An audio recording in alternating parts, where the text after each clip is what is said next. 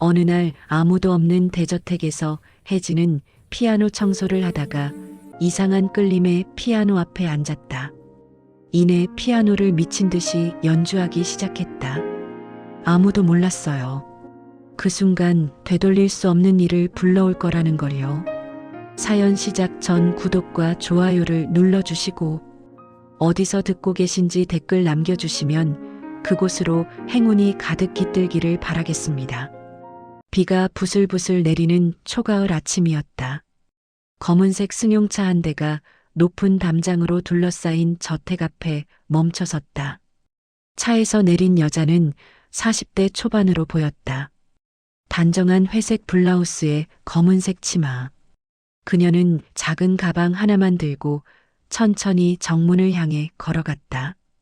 윤혜진 씨 맞으시죠? 대문을 열어준 이는 60대 후반의 여성이었다. 차분하면서도 단호한 눈빛. 박영은이라는 이름의 이 여자는 이 집의 관리인이자 회장의 오랜 비서였다. 네, 맞습니다. 혜진은 고개를 숙여 인사했다. 목소리는 낮았지만 또렷했다. 영은은 혜진을 위아래로 훑어봤다. 이력서에 적힌 경력은 짧지 않았다. 하지만 영은이 궁금한 건 종이에 적힌 것들이 아니었다.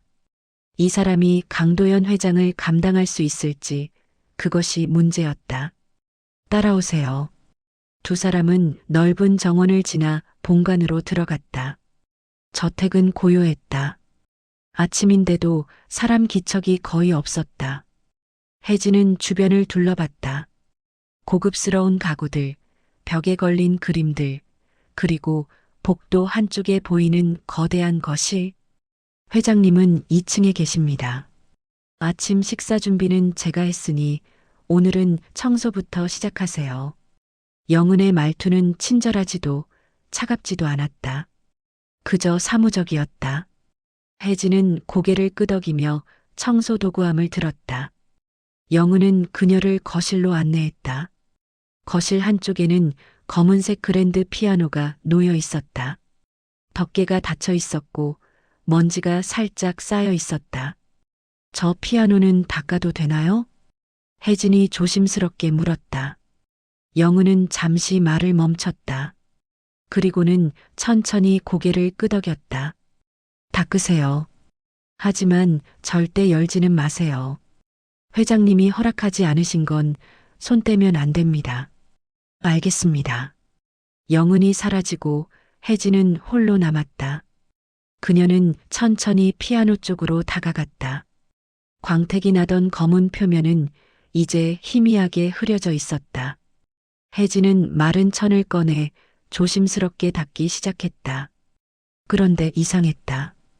피아노를 닦는 순간 가슴 한쪽이 먹먹해졌다. 설명할 수 없는 감정이었다. 슬픔도 그리움도 아니었다. 그냥 익숙함이었다. 마치 오래전 이곳에 서 있었던 것처럼. 혜진은 고개를 저었다. 기분 탓이겠지. 바로 그때였다. 뭐 하는 거요? 낮고 거친 목소리가 들렸다. 혜진은 깜짝 놀라 뒤를 돌아봤다. 계단 위에 한 남자가 서 있었다. 70대로 보이는 그는 지팡이를 짚고 있었다. 회색 정장 차림이었지만 얼굴은 수척했다. 눈빛만은 날카로웠다. 강도연 회장이었다. 죄송합니다. 청소 중이었습니다. 혜진은 재빨리 고개를 숙였다. 도연은 천천히 계단을 내려왔다. 발소리가 무거웠다. 그는 혜진 곁으로 다가와 피아노를 내려다봤다. 누가 만지라고 했소? 관리인님께서 닦으라고 하셨습니다. 박영은이? 도연은 인상을 찌푸렸다. 하지만 더 이상 말하지 않았다. 그는 피아노 덮개 위에 손을 올렸다. 잠시 그대로 멈춰 있더니 천천히 손을 걷었다. 이름이 뭐요? 윤혜진입니다. 윤혜진. 도연은 그 이름을 천천히 되뇌었다. 그리고는 혜진의 얼굴을 빤히 쳐다봤다. 혜진은 시선을 피하지 않았다. 그녀의 눈은 맑았다. 도연은 아무 말 없이 돌아섰다. 그리고 다시 2층으로 올라갔다. 혜진은 그 뒷모습을 묵묵히 바라봤다. 회장은 아팠다. 몸도 마음도. 그건 첫눈에 알 수 있었다. 그날 오후 혜진은 저택 곳곳을 청소했다. 복도를 닦고 창문을 닫고 주방을 정리했다. 일은 많았지만 힘들지 않았다. 혜진은 원래 일을 좋아했다. 일을 하고 있으면 생각이 멈췄다. 저녁 무렵 영은이 다가왔다. 오늘 첫날치고 잘하셨어요. 회장님도 별 말씀 없으셨고요. 감사합니다.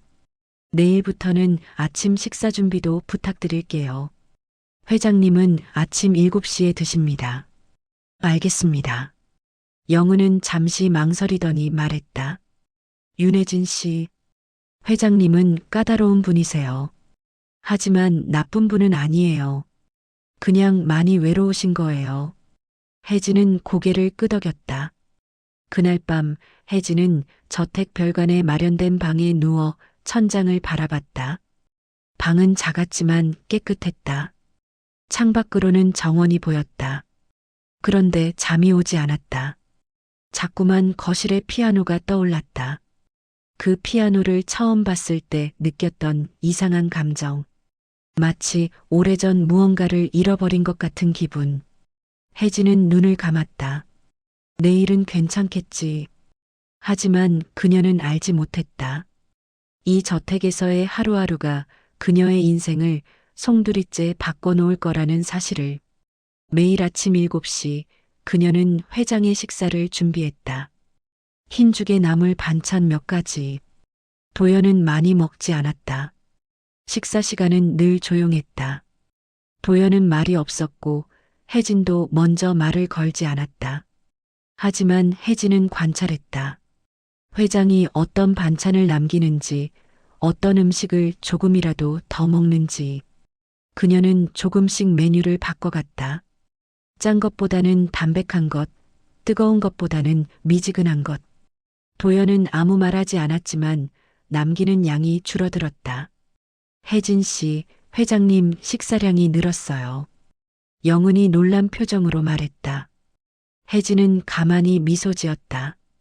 입맛에 맞으셨나 봅니다. 지난 석 달간 어떤 가정부도 회장님 식사를 제대로 챙기지 못했는데 영은의 눈빛에 안도가 스쳤다. 그날 오후 혜진은 다시 거실 청소를 시작했다. 그리고 자연스럽게 피아노 앞에 섰다. 일주일째 매일 닦았지만 여전히 그 앞에 서면 마음이 이상했다. 혜진은 천천히 덮개 위에 먼지를 닦아냈다. 그러다 문득 손이 멈췄다. 덮개 모서리에 작은 흠집이 있었다. 아주 오래된 흠집. 누군가 실수로 긁은 것 같았다. 혜진은 그 흠집을 손끝으로 쓰다듬었다. 순간 머릿속에 무언가가 스쳤다. 어린아이의 웃음소리. 혜진은 깜짝 놀라 손을 걷었다. 가슴이 두근거렸다. 방금 뭐였지? 환청? 아니면 기억? 또 거기 있군요. 등 뒤에서 목소리가 들렸다. 혜진은 고개를 돌렸다. 도연이었다. 그는 지팡이를 짚고 거실로 들어오고 있었다. 죄송합니다. 청소 중이었습니다. 매일 그걸 닦는 것 같던데. 도연의 목소리에는 의심이 섞여 있었다. 먼지가 쌓이지 않도록 관리하는 게 제 일입니다. 그 피아노는 오래됐소. 도연은 천천히 피아노 옆에 섰다. 그의 손이 덮개 위에 올려졌다. 혜진과 똑같은 자리에. 회장님도 연주하십니까? 혜진이 조심스럽게 물었다. 아니. 도연은 짧게 대답했다. 하지만 그의 눈빛은 어두워졌다. 예전에 누군가 쳤소. 가족분이신가요? 도연은 대답하지 않았다. 그는 한참 동안 피아노를 내려다보다가 천천히 몸을 돌렸다. 영은에게 들었소. 당신 일을 잘한다고. 감사합니다. 하지만 궁금한 게 있소. 도연이 혜진을 똑바로 쳐다봤다. 왜 이 일을 하오? 이력서를 보니 대학도 나왔던데. 혜진은 잠시 말을 멈췄다. 그리고 차분하게 대답했다. 제가 할 수 있는 일이니까요. 누군가를 돌보는 게 저한테는 맞는 것 같습니다. 가족은? 없습니다. 없다? 네. 혼자입니다. 도연은 혜진의 얼굴을 유심히 봤다. 그녀의 눈에는 슬픔도 억울함도 없었다. 그냥 담담함만 있었다. 마치 오래전부터 익숙해진 사실처럼. 그렇군요. 도연은 더 이상 묻지 않았다. 그리고 천천히 서재 쪽으로 걸어갔다. 혜진은 그의 뒷모습을 바라봤다. 회장의 등이 굽어 있었다. 한때 거대한 기업을 이끌었던 사람이라고는 믿기지 않을 만큼 외로워 보였다. 그날 저녁 혜진은 설거지를 끝내고 거실로 돌아왔다. 저택은 조용했다. 회장은 이미 2층으로 올라갔고 영은도 별관으로 들어갔다. 혜진은 다시 피아노 앞에 섰다. 이번에는 청소 도구가 없었다. 그녀는 그냥 피아노를 바라봤다. 열어볼까? 그 생각이 스쳤다. 하지만 영은의 경고가 떠올랐다. 절대 열지 마세요. 혜진은 고개를 저었다. 하지만 발이 떨어지지 않았다. 그녀는 피아노 앞에 쪼그려 앉았다. 그리고 덮개 아래 틈새를 들여다봤다. 건반이 희미하게 보였다. 순간 또 무언가가 떠올랐다. 하얀 건반, 작은 손, 노란 원피스. 혜진은 눈을 감았다. 머리가 어지러웠다. 이건 뭐지? 내 기억? 아니면 상상? 혜진 씨? 영은의 목소리에 혜진은 화들짝 놀라 일어났다. 괜찮으세요? 얼굴이 안 좋아 보이는데. 아, 네. 괜찮습니다. 그냥 좀 피곤해서요. 오늘은 일찍 쉬세요. 내일 또 바쁠 거예요. 알겠습니다. 혜진은 고개를 숙이고 별관으로 향했다. 복도를 걷는 동안에도 가슴이 두근거렸다. 방에 돌아온 혜진은 침대에 누웠다. 천장을 바라보며 깊은 숨을 쉬었다. 피아노 앞에 서면 왜 이렇게 이상한 기분이 드는 걸까? 그녀는 어렸을 때를 떠올렸다. 고아원에서 자란 시절. 기억은 흐릿했다. 7살 이전의 일은 거의 떠오르지 않았다. 어느 날 갑자기 한 할머니가 데려다 줬다는 이야기만 들었을 뿐. 나는 어디서 왔을까? 혜진은 평생 그 질문을 안고 살았다. 하지만 답은 찾지 못했다. 바로 그때 창밖에서 빗소리가 들렸다. 비가 내리기 시작했다. 혜진은 창문 쪽으로 고개를 돌렸다. 정원에 빗물이 떨어지고 있었다. 그리고 저 멀리 본관 2층 창문에 불이 켜져 있었다. 회장의 방이었다. 혜진은 그 불빛을 바라봤다. 저 안에서 회장은 무슨 생각을 하고 있을까? 혼자 있으면 외롭지 않을까? 혜진은 이불을 덮으며 눈을 감았다. 그리고 속으로 생각했다. 조금씩 회장님이 편안해지셨으면 좋겠다. 그날 밤 도연도 잠들지 못하고 있었다. 그는 창가에 서서 정원을 내려다봤다. 빗속에 흐려진 피아노가 보였다. 거실 유리창 너머로 도연은 긴 한숨을 쉬었다. 왜 자꾸 그 여자가 신경 쓰이는 걸까? 혜진의 뒷모습이 떠올랐다. 피아노를 닦던 그 모습. 조용하고 조심스럽고 그러면서도 슬퍼 보이던 모습. 도연은 고개를 저었다. 나이 들어 이상해지는 건가? 하지만 가슴 한쪽이 따뜻했다. 오랜만에 느끼는 감정이었다. 한 달이 흘렀다. 저택에는 조금씩 변화가 생기기 시작했다. 아침마다 거실 창문이 열렸고 복도에는 은은한 꽃향기가 났다. 혜진이 정원에서 꺾어온 들꽃을 화병에 꽂아둔 것이었다. 도연은 그 꽃들을 보며 아무 말하지 않았다. 하지만 치우라고 하지도 않았다. 회장님, 오늘 날씨가 좋습니다. 정원을 산책하시는 건 어떠세요? 혜진이 조심스럽게 제안했다. 도연은 신문을 보다 말고 고개를 들었다. 나가서 뭐하게? 바람을 쏘이시면 기분이 좋아지실 겁니다. 필요 없소. 도연은 다시 신문으로 시선을 돌렸다. 하지만 혜진은 물러서지 않았다. 그럼 제가 회장님과 함께 걷겠습니다. 10분만요. 도연은 신문을 내려놓았다. 혜진을 빤히 쳐다봤다.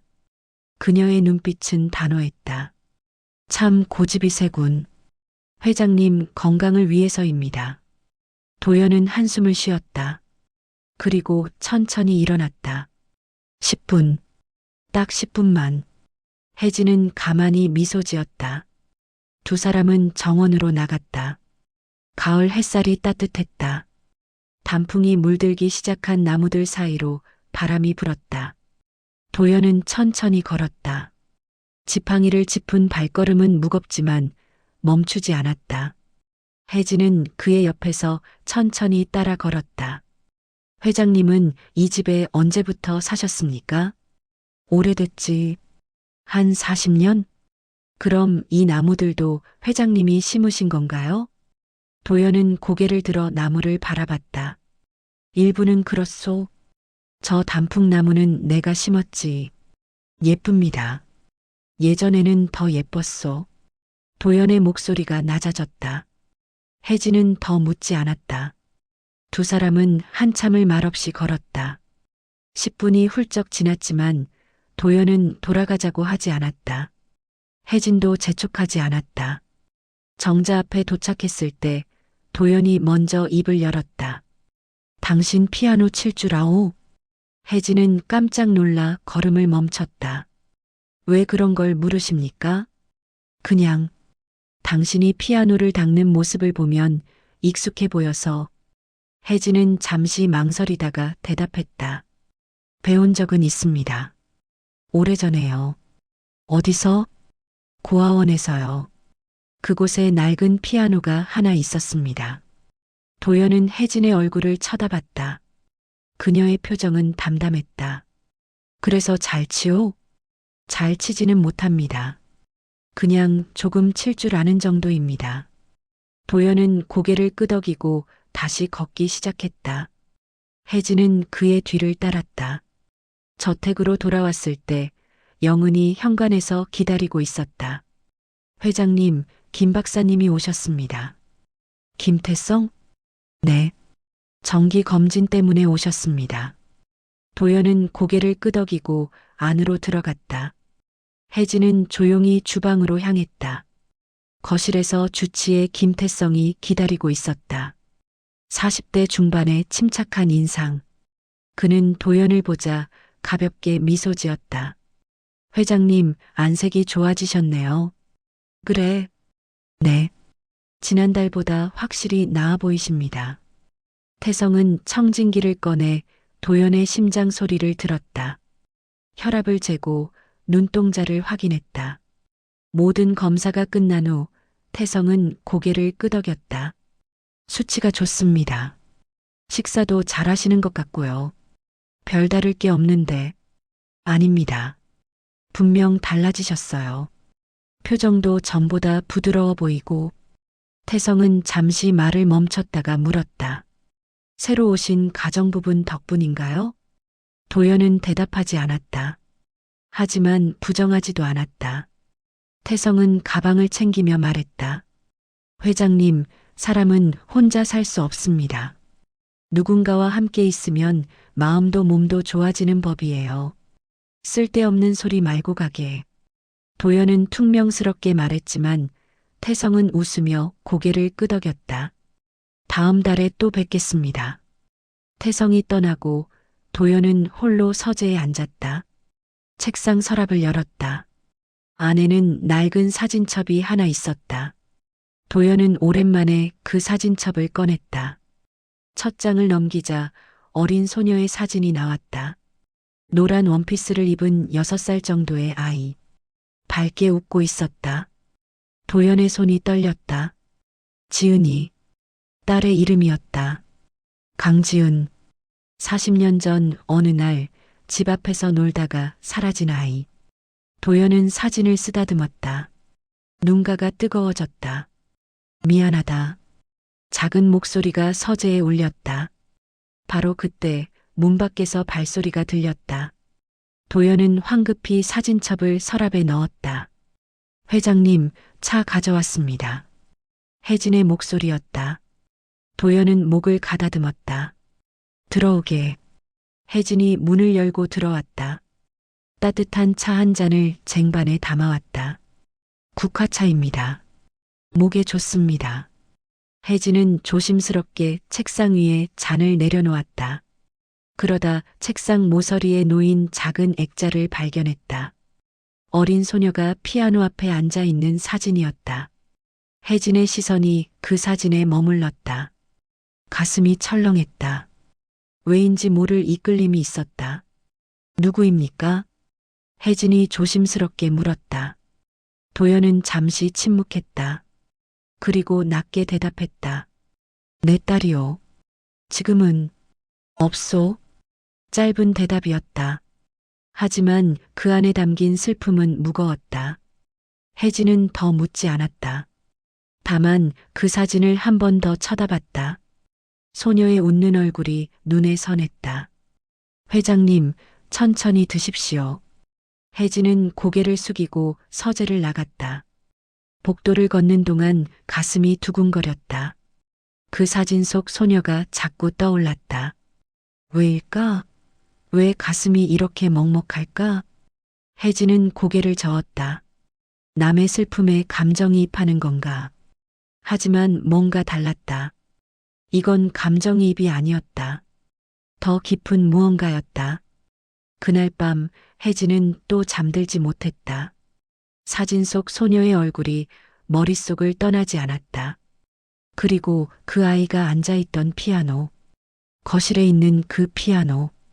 혜진은 벌떡 일어나 앉았다. 창밖을 바라봤다. 본관은 어두웠다. 모두 잠든 시간이었다. 혜진은 슬리퍼를 신고 조용히 방을 나섰다. 복도를 지나 본관으로 향했다. 거실에는 달빛만 들어와 있었다. 혜진은 피아노 앞에 섰다. 심장이 빠르게 뛰었다.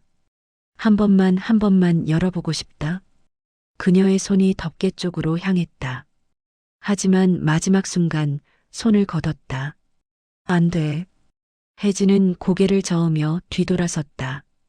그리고 조용히 별관으로 돌아갔다. 하지만 그녀는 몰랐다. 2층 창가에서 도연이 그 모습을 지켜보고 있었다는 것을. 도연은 창가에 서서 혜진의 뒷모습을 바라봤다. 그의 눈빛은 복잡했다. 저 여자는 대체 누구인가? 비가 내리는 오후였다.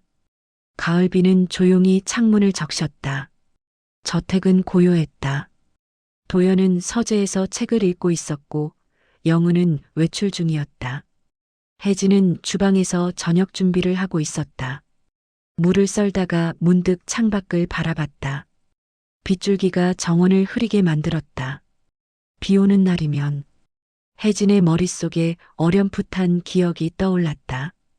빗소리, 피아노 소리, 누군가의 따뜻한 손길. 혜진은 고개를 저었다. 또 이상한 기분이 들었다. 요즘 자주 이런 일이 생겼다. 이 집에 있으면 알 수 없는 감정들이 밀려왔다. 설거지를 끝낸 혜진은 거실로 나왔다. 창문을 닫으려다가 피아노 앞에 멈춰섰다. 검은 표면 위에 빗물이 반짝이고 있었다. 혜진은 천을 가져와 피아노를 닦았다. 그런데 이번엔 달랐다. 손이 멈추지 않았다. 자연스럽게 덮개 쪽으로 향했다. 잠깐만 보고 싶어. 혜진은 주변을 둘러봤다. 아무도 없었다. 심장이 빠르게 뛰었다. 손이 떨렸다. 천천히, 아주 천천히 덮개를 열었다. 건반이 드러났다. 하얀 건반과 검은 건반이 가지런히 놓여 있었다.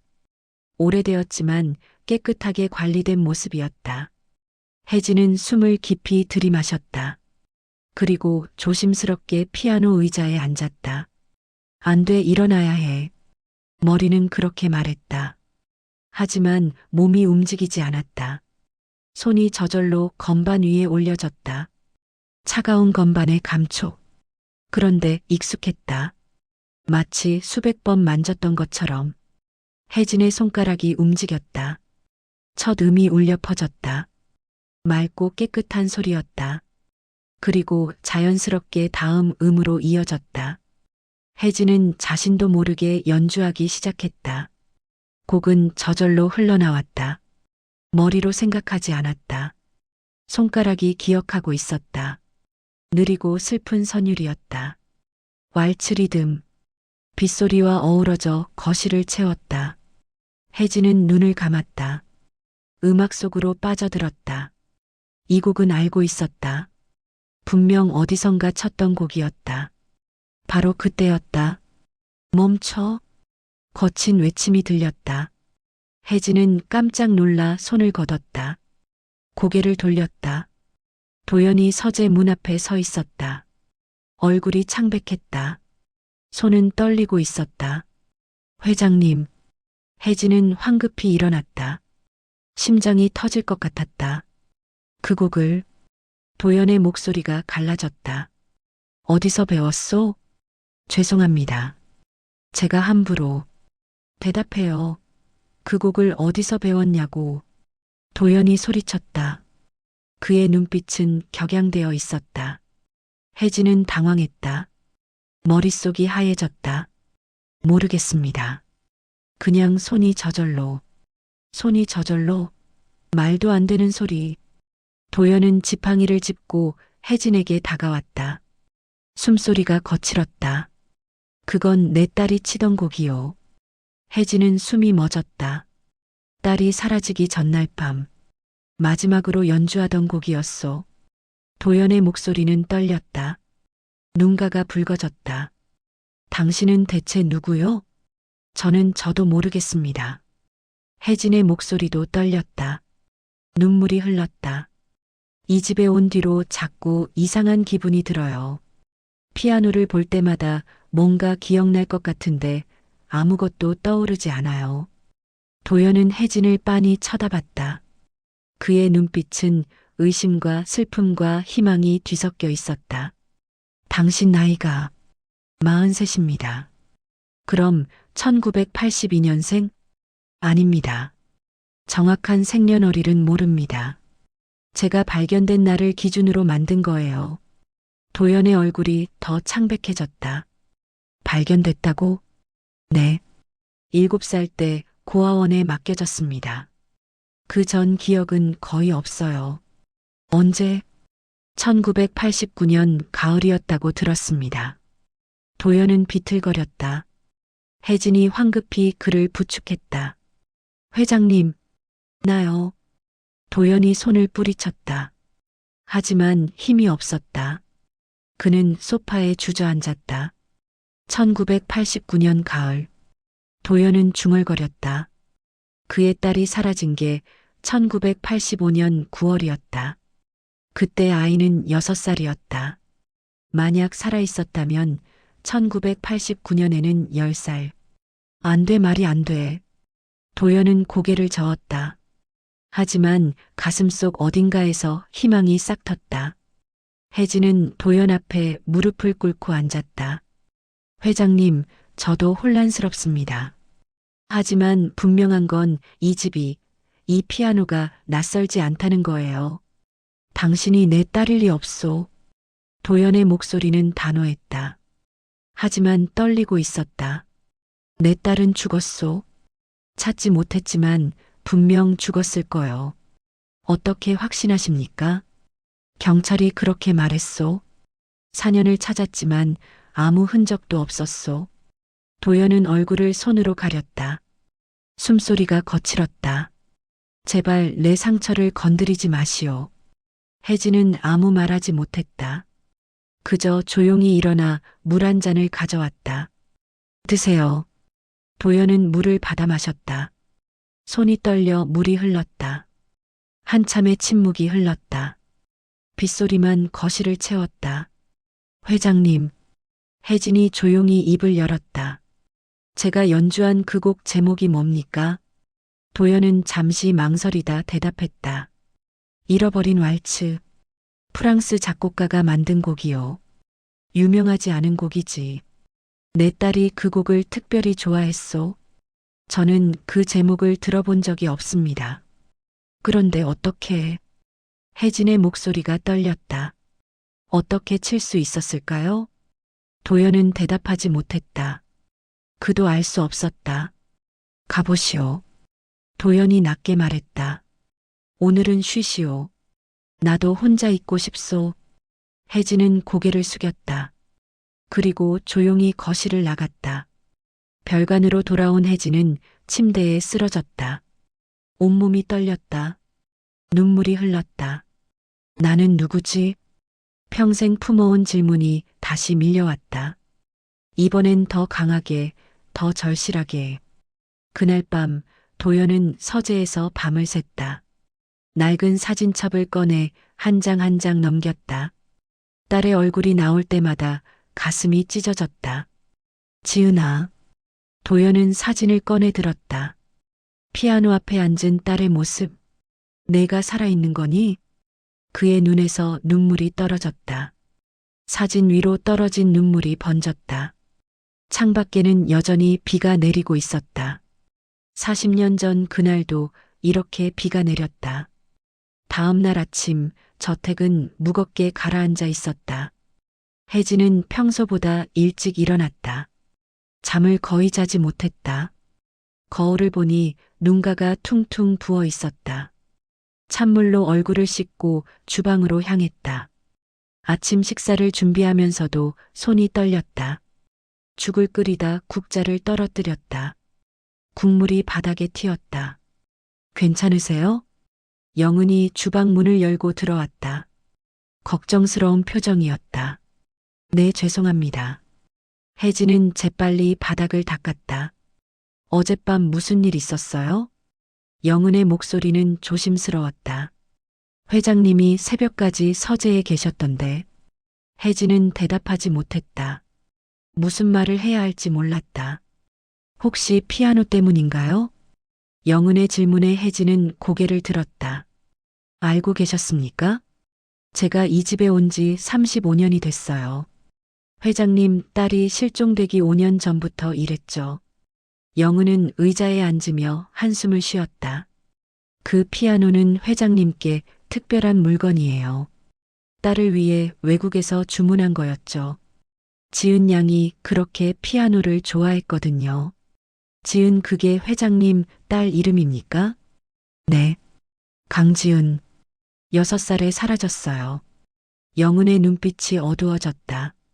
그 뒤로 회장님은 완전히 달라지셨죠.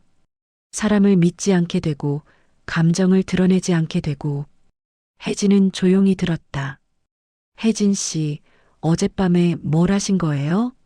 저 피아노를 쳤습니다. 영은의 얼굴이 굳었다. 그걸 왜? 모르겠습니다. 그냥 손이 저절로. 무슨 곡을요? 잘 모르겠습니다. 제목은 잃어버린 왈츠라고 하던데. 영은이 숨을 들이켰다. 그 곡을 어떻게 알았어요? 저도 모릅니다. 처음 듣는 제목인데 손이 기억하고 있었어요. 영은은 한참 동안 혜진을 쳐다봤다. 그 눈빛에는 의심과 두려움이 섞여 있었다.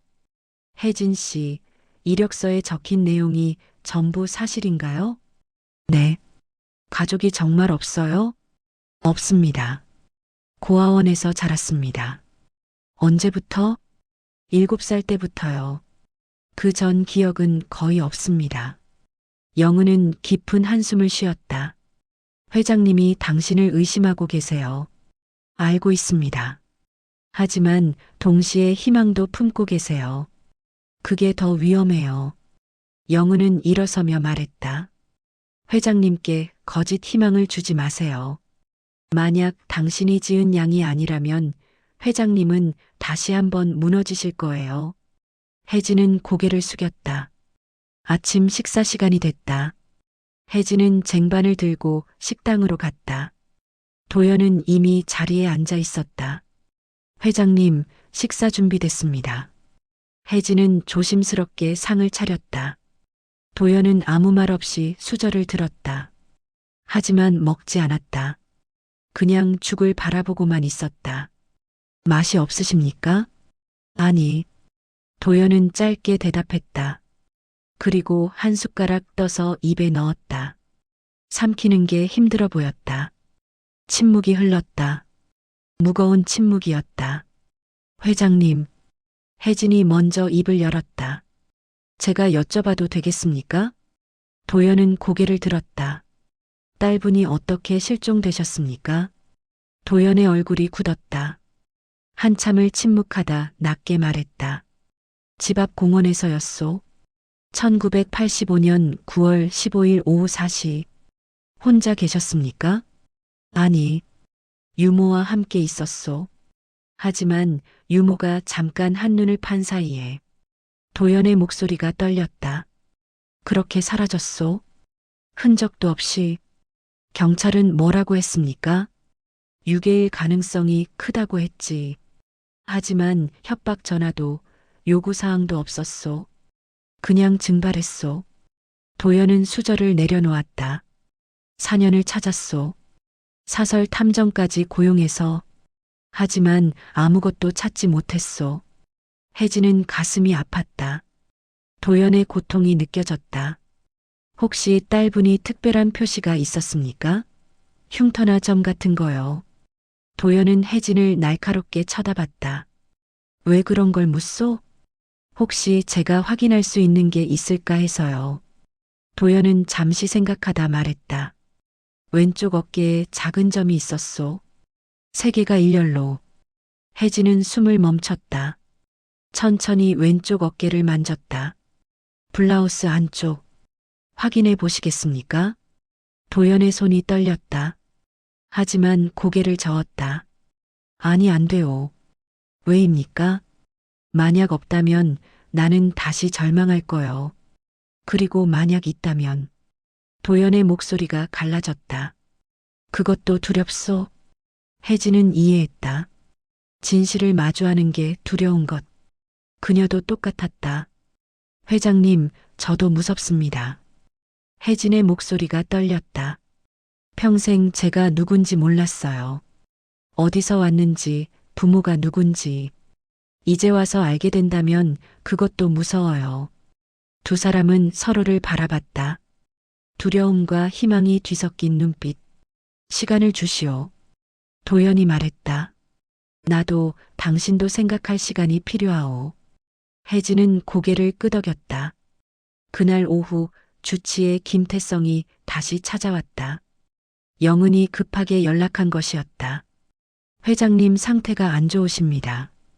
영은이 걱정스럽게 말했다. 태성은 서재로 들어갔다.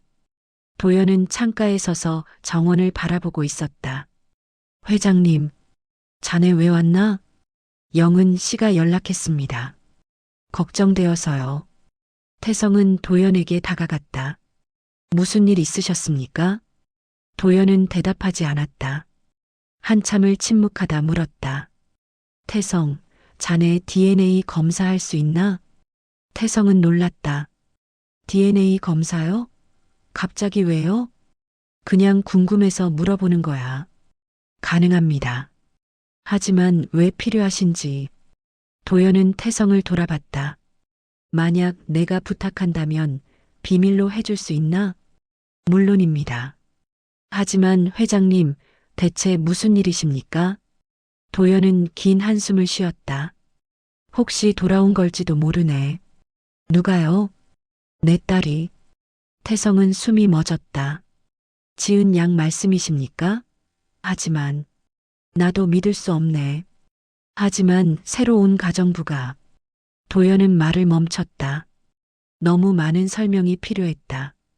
일단 기다려보게. 확실해지면 자네에게 부탁하겠네.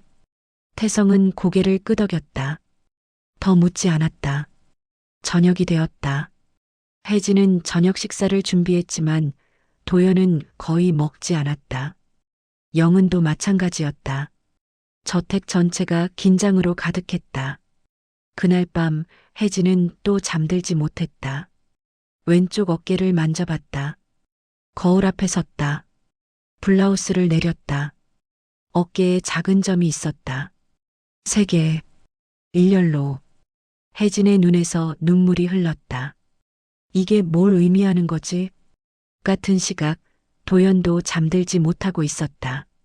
서재에서 낡은 사진들을 꺼내봤다. 딸의 어깨 사진도 있었다. 작은 점 3개가 선명했다. 제발. 도연은 사진을 꼭 쥐었다. 제발 그 아이가 아니길. 아니, 그게 아니었다. 제발 그 아이이길. 도연은 자신도 무엇을 원하는지 알 수 없었다. 사흘이 지났다. 저택은 여전히 무거운 침묵에 잠겨 있었다. 도연과 혜진은 서로를 피했다. 마주칠 때면 눈을 돌렸다. 말을 섞지 않았다. 영은은 그 사이에서 조바심을 냈다. 이럴 수는 없어요. 영은은 혜진을 불렀다. 두 사람은 정원 벤치에 앉았다. 혜진 씨, 정확히 알아봐야 합니다. 무엇을요? 당신이 누군지요. 혜진은 고개를 숙였다. 어떻게요? 저는 아무것도 기억나지 않는데. 고아원에 기록이 있을 겁니다. 당신이 어떻게 발견됐는지, 누가 데려왔는지. 영은은 혜진의 손을 잡았다. 회장님을 위해서라도 확실히 해야 해요. 이대로는 두 분 다 무너지실 거예요. 혜진은 망설이다 고개를 끄덕였다. 알겠습니다. 알아보겠습니다. 다음 날 혜진은 휴일을 얻어 고아원을 찾았다. 서울 외곽의 작은 고아원. 30년이 넘었지만 건물은 여전했다. 혜진이? 원장 수녀님이 혜진을 알아봤다. 이제 70대가 된 노수녀였다. 수녀님, 오랜만입니다. 어머, 이렇게 건강하게 자라서 정말 감사하구나.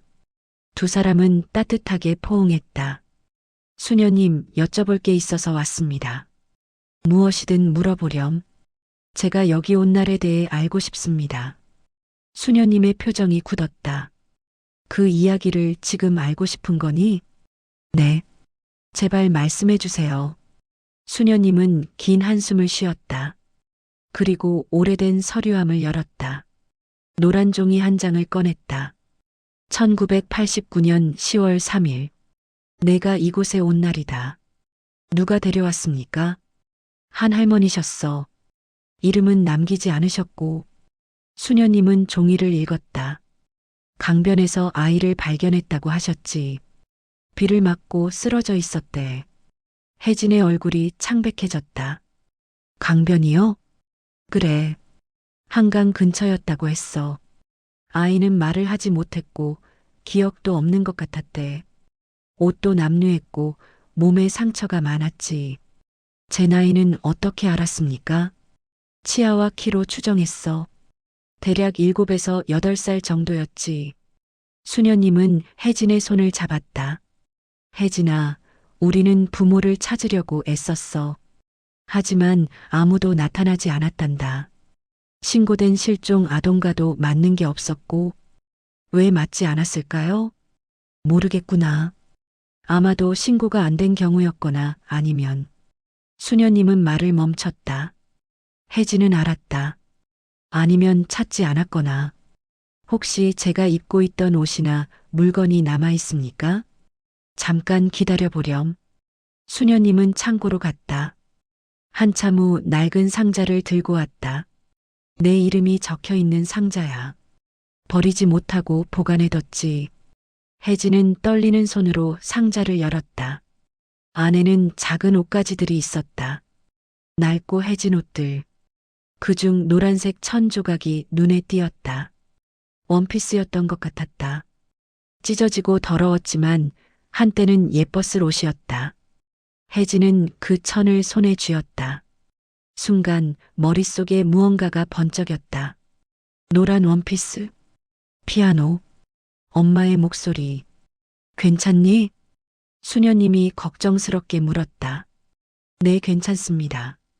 혜진은 천을 가만히 쓰다듬었다. 이 옷을 입었던 기억은 없었다. 하지만 익숙했다. 수녀님, 이것들을 가져가도 될까요? 그러렴. 내 거니까. 혜진은 상자를 들고 고아원을 나왔다. 가슴이 두근거렸다. 저택으로 돌아온 건 저녁 무렵이었다. 영은이 현관에서 기다리고 있었다. 어떻게 됐어요? 알아낸 게 있습니다. 두 사람은 영은의 방으로 갔다.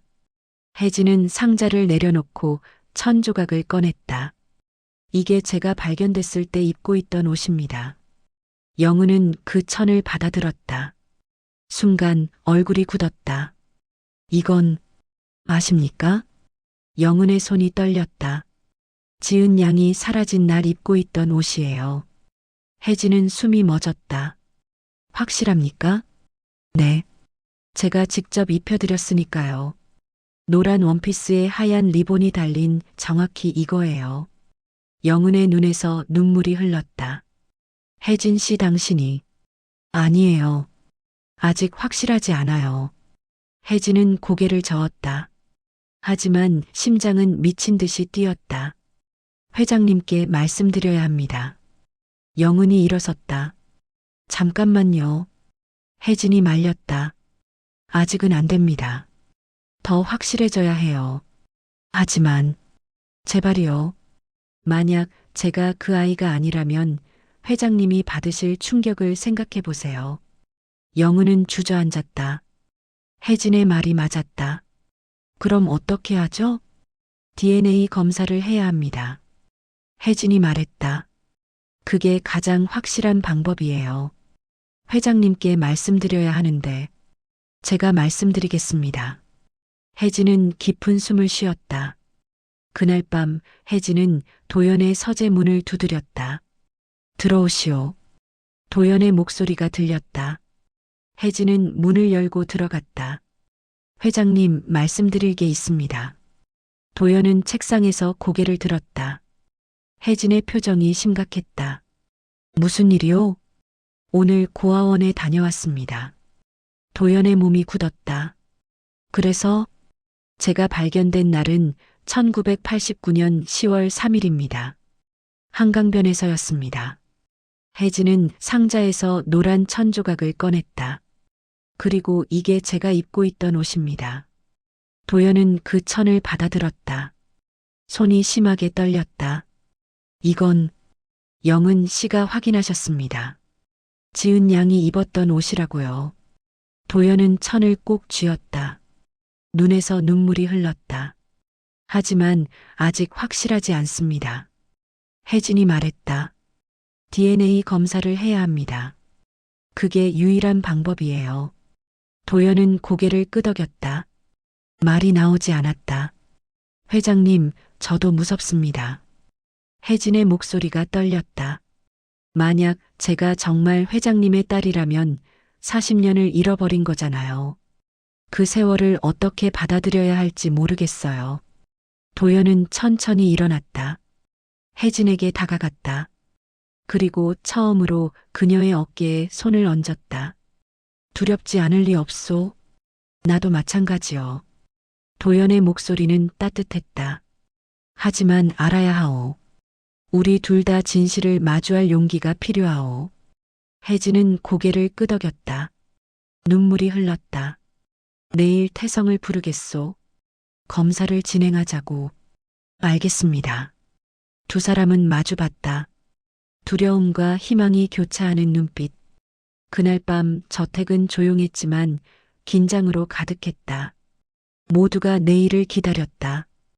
혜진은 침대에 누워 천장을 바라봤다. 노란 천 조각을 가슴에 안았다. 나는 강지은일까? 대답은 아직 없었다. 하지만 곧 알게 될 것이었다. 도연도 잠들지 못했다. 서재에서 딸의 사진을 봤다. 그리고 오늘 본 혜진의 얼굴과 겹쳐봤다. 닮았다. 눈빛이 지은이와 닮았다. 하지만 확신할 수 없었다. 40년이라는 세월은 모든 것을 바꿔놓았다. 창밖에는 달이 떠 있었다. 밝은 달빛이 정원을 비췄다. 내일이면 모든 게 밝혀질 것이었다. 다음 날 아침 김태성이 저택에 도착했다. 그는 검사 도구가 든 가방을 들고 있었다. 표정은 평소보다 경직되어 있었다. 회장님, 태성은 서재로 들어서며 인사했다.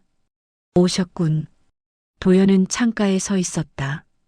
뒷모습이 쓸쓸해 보였다. 정말 하시는 겁니까? 태성이 조심스럽게 물었다. 해야 하네. 더 이상 미룰 수 없어. 도연은 천천히 돌아섰다. 결과가 어떻게 나오든 받아들이겠네. 태성은 고개를 끄덕였다. 도구를 꺼내 준비했다. 혜진 씨를 부르겠습니다. 영은이 나가 혜진을 불렀다. 잠시 후 혜진이 들어왔다. 얼굴은 창백했지만 눈빛은 단호했다. 앉으세요. 태성이 의자를 가리켰다. 혜진이 앉자 태성은 면봉을 꺼냈다. 구강 점막 샘플을 채취하겠습니다. 입을 벌려주세요. 혜진은 입을 벌렸다. 태성이 빠르게 샘플을 채취했다. 그리고 밀봉했다. 회장님 차례입니다. 도연도 자리에 앉았다. 똑같이 샘플을 채취했다. 검사 결과는 3일 후에 나옵니다. 태성이 말했다. 제가 직접 확인하고 알려드리겠습니다. 비밀은 보장됩니다. 고맙네. 도연의 목소리는 낮았다. 태성이 떠나고 서재에는 도연과 혜진만 남았다. 침묵이 흘렀다. 3일. 도연이 중얼거렸다. 긴 시간이군. 견딜 수 있으실 겁니까? 혜진이 물었다. 견뎌야지. 당신은? 저도요. 두 사람은 쓸쓸하게 웃었다. 회장님. 혜진이 조심스럽게 입을 열었다. 만약 제가 정말 지은 양이라면 어떻게 하시겠습니까? 도연은 한참을 침묵했다. 모르겠소. 기쁠지 슬플지 화가 날지. 그의 목소리가 떨렸다. 40년을 함께하지 못했다는 게 너무 억울할 것 같소? 저도 그래요. 혜진의 눈에 눈물이 맺혔다. 만약 제가 회장님의 딸이라면 왜 기억나지 않을까요? 왜 아무것도 떠오르지 않을까요? 아마도. 도연은 창밖을 바라봤다. 너무 어렸거나 아니면 충격이 컸거나 기억을 잃은 거겠지. 그 사녀는 어디 있었을까요? 사라진 1985년부터 제가 발견된 1989년까지. 그건 나도 궁금하오. 도연의 주먹이 쥐어졌다. 만약 누군가 데려간 거라면 그자를 찾아야 하오. 두 사람은 무거운 침묵에 잠겼다. 사흘은 길게 느껴졌다. 도연은 거의 식사를 하지 않았다. 밤마다 서재에서 지새웠다. 딸의 사진들을 꺼내보고 또 보고. 혜진도 마찬가지였다. 일은 했지만 집중이 되지 않았다. 설거지를 하다 접시를 깨뜨리고 청소를 하다 멍하니 서 있었다. 영은은 두 사람을 안타깝게 바라봤다. 조금만 더 기다리세요. 곧 결과가 나올 거예요. 영은이 위로했지만 기다림은 고통이었다. 셋째 날 저녁 드디어 김태성이 전화를 걸어왔다. 회장님, 결과가 나왔습니다. 도연의 심장이 멎었다. 지금 말할 수 있나? 직접 가겠습니다. 30분 안에 도착하겠습니다. 전화가 끊겼다. 도연은 수화기를 든 채 얼어붙었다. 영은이 혜진을 불렀다. 세 사람은 거실에 모였다. 아무도 말하지 않았다. 30분이 천년 같았다. 차 소리가 들렸다. 태성이 도착한 것이었다. 영은이 문을 열었다. 태성이 서류 봉투를 들고 들어왔다. 표정은 굳어 있었다. 회장님. 태성은 도연 앞에 섰다. 결과를 말씀드리겠습니다. 도연은 숨을 참았다. 혜진도 마찬가지였다. 태성은 봉투를 열었다. 종이를 꺼냈다. 그리고 천천히 또박또박 읽었다. 생물학적 친자관계 확률 99.99%. 순간 시간이 멈췄다. 도연은 그 자리에 얼어붙었다. 혜진은 눈물이 흘렀다. 영은은 입을 막았다. 즉 강도연 회장님과 윤혜진 씨는 태성의 목소리가 떨렸다. 친부녀 관계가 확실합니다. 도연의 입에서 신음이 새어나왔다. 그는 비틀거리며 소파에 주저앉았다. 지은이. 그 이름이 떨리는 목소리로 나왔다. 내 딸 지은이. 혜진은 무릎을 꿇고 울음을 터뜨렸다. 40년간 품었던 질문에 답이 나왔다. 그녀는 버려진 아이가 아니었다. 잃어버린 아이였다. 영은도 울었다. 35년간 함께한 그 아이가 돌아온 것이었다. 태성은 조용히 서류를 내려놓고 물러났다. 이건 가족의 시간이었다. 도연은 천천히 일어났다. 혜진에게 다가갔다. 떨리는 손을 내밀었다. 혜진은 그 손을 잡았다. 차갑고 떨리는 손이었다. 지은아. 도연의 목소리는 울음이었다. 아빠가 미안하다. 혜진은 고개를 들어 도연을 봤다. 이 남자가 자신의 아버지였다. 40년을 찾아 헤맨 사람. 아버지. 그 말이 입 밖으로 나왔다. 어색하고 낯설었지만 동시에 따뜻했다. 도연은 혜진을 끌어안았다. 40년 만의 포옹이었다. 미안하다. 지켜주지 못해서, 찾지 못해서. 도연은 울었다. 70이 넘은 노인이 아이처럼 울었다. 혜진도 울었다. 아버지의 품에서 평생 느껴보지 못한 온기를 느꼈다. 영은은 옆에서 조용히 눈물을 닦았다. 한참을 그렇게 있었다. 시간이 얼마나 흘렀는지 알 수 없었다. 도연이 먼저 몸을 떼었다. 혜진의 얼굴을 두 손으로 감쌌다. 내가 널 다시 잃을 뻔했구나. 아니에요. 저는 돌아왔어요. 혜진이 미소 지었다. 눈물 범벅인 얼굴이었지만 아름다웠다. 40년이 너무 길었다. 이제부터는 함께할 수 있어요. 도연은 고개를 끄덕였다. 그리고 문득 물었다. 지은아, 그 4년 동안 어디 있었니? 왜 늦게 발견된 거니? 혜진은 고개를 저었다. 기억이 안 나요. 아무것도. 괜찮아. 도연이 혜진의 손을 꼭 쥐었다. 기억나지 않아도 괜찮아. 내가 돌아왔다는 것만으로 충분해. 혜진은 고개를 끄덕였다. 하지만 마음 한편에는 궁금증이 남았다. 그 4년은 어디로 간 걸까? 영은이 다가왔다. 지은 양 아니, 이제 뭐라고 불러야 할지. 혜진이라고 불러주세요. 그게 익숙해요. 혜진이 미소 지었다. 알겠습니다. 혜진 씨. 영은은 혜진을 꼭 안았다. 돌아와줘서 고마워요. 정말 정말 고마워요. 그날 밤 저택에는 오랜만에 따뜻한 기운이 돌았다. 저녁 식사 자리에 세 사람이 둘러앉았다. 도연은 처음으로 밥을 2그릇이나 먹었다. 아버지, 천천히 드세요. 혜진이 웃으며 말했다. 오랜만에 입맛이 도네. 도연도 웃었다. 주름진 얼굴에 환한 웃음이었다. 식사 후 도연은 혜진을 2층으로 안내했다. 여기가 내 방이었어. 문을 열자 깨끗한 방이 나타났다. 분홍색 커튼, 작은 책상, 인형들. 계속 그대로 두었어. 내가 돌아올 거라고 믿었으니까. 혜진은 방 안을 둘러봤다. 낯설었지만 동시에 익숙했다. 책상 위에 공책이 하나 놓여 있었다. 혜진은 그것을 집어들었다. 어린 글씨로 이름이 적혀 있었다. 강지은. 혜진은 그 이름을 쓰다듬었다.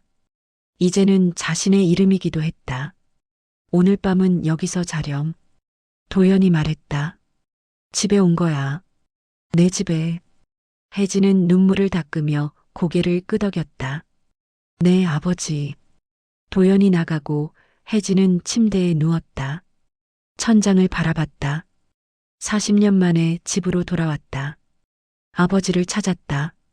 자신이 누군지 알게 되었다. 하지만 아직 끝나지 않았다. 잃어버린 4년의 기억. 그것만은 여전히 미스터리였다. 창밖으로 달이 보였다. 밝은 달빛이 방을 비췄다. 혜진은 눈을 감았다. 처음으로 편안한 마음으로 잠들 수 있을 것 같았다. 한 달이 흘렀다. 저택은 완전히 달라져 있었다. 아침마다 웃음소리가 들렸고 거실에는 따뜻한 햇살이 가득했다. 도연은 매일 아침 혜진과 함께 정원을 산책했다. 지팡이에 의지한 걸음이었지만 발걸음은 가벼웠다. 날씨가 좋구나. 네, 아버지. 단풍이 정말 예쁘네요. 내가 어렸을 때 이 정원에서 참 많이 놀았지. 도연은 단풍나무를 바라봤다. 낙엽을 모아서 던지고 나비를 쫓아다니고 혜진은 그 이야기를 들으며 상상했다. 어린 자신의 모습을. 기억은 여전히 돌아오지 않았지만 이야기를 들으면 가슴이 따뜻해졌다. 아버지, 제가 좋아하던 건 뭐였어요? 음악이었지. 특히 피아노. 도연의 얼굴에 미소가 번졌다. 3살 때부터 피아노를 치고 싶어 했어. 그래서 선생님을 모셨지. 내가 그렇게 좋아하더라. 그래서 그렇게 잘 쳤나 봐요. 혜진이 말했다. 손이 기억하고 있었어요. 머리는 잊어도 손은 잊지 않았나 봐요. 도연은 혜진의 손을 잡았다. 오늘 쳐줄 수 있겠니? 피아노요? 응. 아버지가 듣고 싶구나. 혜진은 고개를 끄덕였다. 두 사람은 저택으로 돌아왔다. 거실에 피아노 앞에 섰다. 도연은 소파에 앉았다. 혜진은 천천히 의자에 앉았다. 건반 위에 손을 올렸다. 이제는 두렵지 않았다. 이 피아노는 자신의 것이었으니까. 손가락이 움직이기 시작했다. 맑은 음이 울려 퍼졌다. 잃어버린 왈츠. 그 슬프고 아름다운 선율이 거실을 채웠다. 도연은 눈을 감았다. 눈가가 촉촉해졌다. 40년 전 그날이 떠올랐다. 어린 딸이 이 자리에 앉아 연주하던 모습. 노란 원피스를 입고 행복하게 웃던 얼굴. 그리고 다음 날 그 아이는 사라졌다. 곡이 끝났다.